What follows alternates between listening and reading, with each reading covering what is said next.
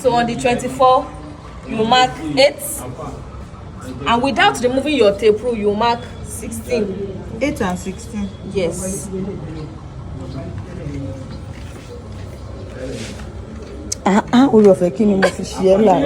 Then you move to that middle line and mark 8 and 16 too.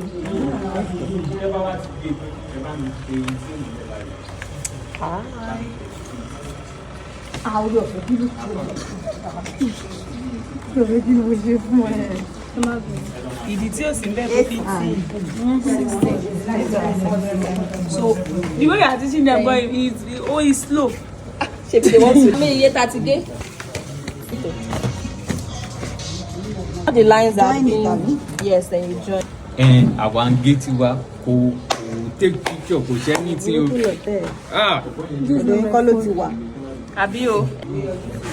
no, No, I said it's now. It was yesterday. We are going to work with the box. So now with this 8.5 on one line, you know this is 8.5. You mark 2.5. 6. You mark for the line.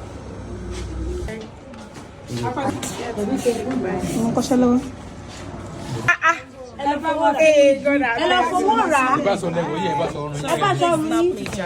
on, we'll still use it. We'll use it now.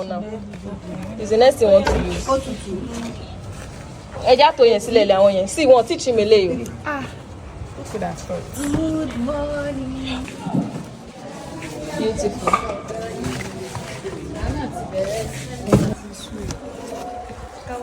Where I will place it, I think it's better if What's it called? yeah.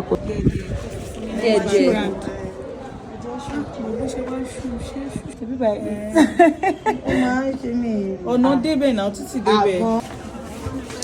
Àwọn photographer iṣẹ́ náà ń ṣe cameraman. Abẹ́ photographer school. So number 1 ti dúró.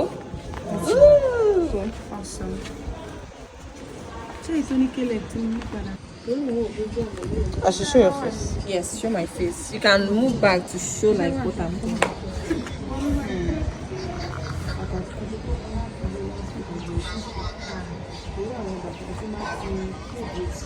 Very good.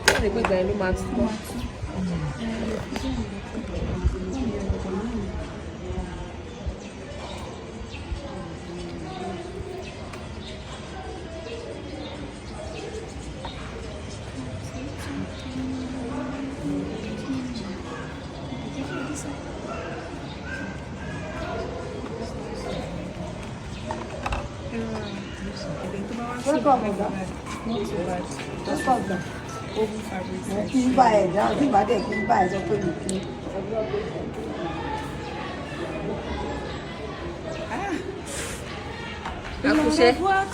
Actually, One. Accouché.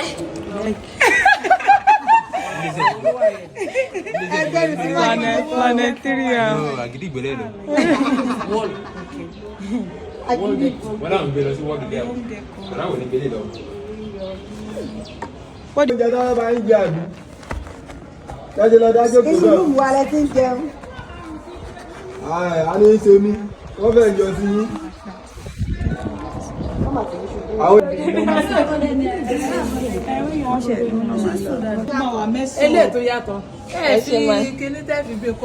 do you like my husband, kò like kí obìnrin máa tutọ́, ó wá ń bì. Not like pé kò like because kò lè ṣe pé on a normal